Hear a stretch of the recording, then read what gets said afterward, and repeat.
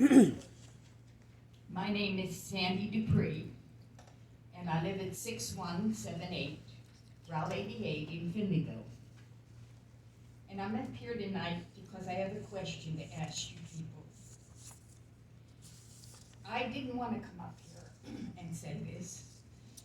It took a lot out of me to do it, but I realized that if I didn't, then I would regret it. And regrets are the poisons in life. So that's why I'm standing here tonight. I want to know why every meeting ends up with how do we keep Michelle from doing her job? Why do we have to disrespect her, humiliate her at every meeting, finding some reason to keep her upset and unable to do the job that she was elected to do? So I thought a long time, and I couldn't come up with a reason. I couldn't understand why you're doing this. So I figured maybe you just don't know. Maybe you don't know what she's like. So if I come up here and I tell you something about her, maybe you'll understand that this is so unnecessary. She's not a threat. I'm not here to point fingers and say, you did this and you said that. You know who you are and you know what you've done. I just want to know why. I raised Michelle on a potting bench up the street here. I had to work long hours because of the work I do. And so I wanted to keep her with me and teach her how to get the skills she would need to survive in this world, how to take over a business. And she was a fast learner. Michelle could step in the day that I decided I could no longer physically do the job. And she did so without a glitch. Michelle is very bright. Teachers of her had come to me and said she was one of the brightest students they ever taught. She's a hard worker. She works 7 days a week, 10 and 12 hours a day. You can drive past the greenhouse some nights at 10 or 11 o'clock and see that her lights are still on because she has a funeral or a wedding and she's conscientious enough not to throw it together the next morning. Michelle is very thoughtful and considerate. If you read some of the thank you notes and the gifts, see the gifts that people send her, because she did more than what they ask in a job they asked her to do.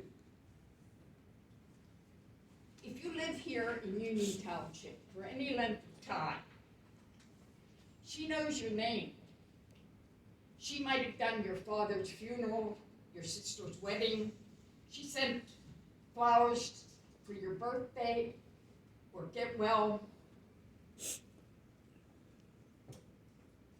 People trusted her with the most important days in their lives. And trust isn't something you get overnight. Trust is something that takes a long time to build.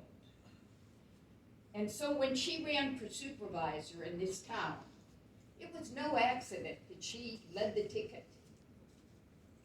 In the primary, people actually went to the polls and wrote her in. Now that has to tell you something. They wanted her to be supervisor. But for some reason, you're preventing this from happening. And I just want to know why.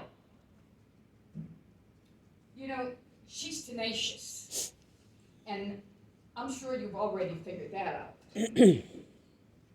But she will hold on, and she will go on, and she will not quit. Because she isn't a quitter. You've got to find some common ground, some way to get together and allow her to do this job. She's not a threat to you. I don't understand this. The other night, I couldn't sleep. So I prayed on this. And I took down a book off of my shelf. Checking it. I'm sorry.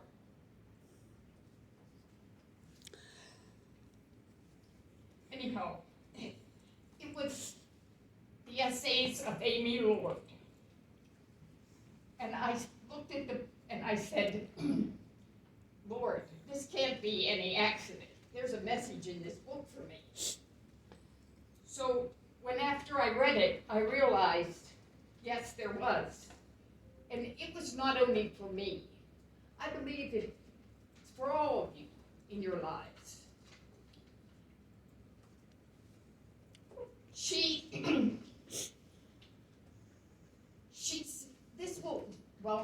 Maybe this will save a lot of you from waiting until you're 83 years old to stand up here and finally say something. Because this is why I'm standing here tonight. This is the words of Amy Lord. Oh, she's gonna cut her off. She said, silence will not protect you. Silence only protects the oppressors. What words do you need to say? What makes you angry? What hurts you? What truth do you have that needs to be told? That sickens inside in silence.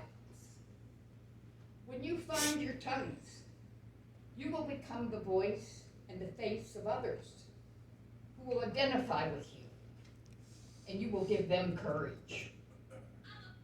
So I'm asking you tonight to help Michelle here. Help stop the nonsense. You out there on your cell phones and computers, you sitting here in the audience, you have the power to stop this. And power is a funny thing. You lose it by believing you don't have it, but you do. You deserve better than this. Speak up.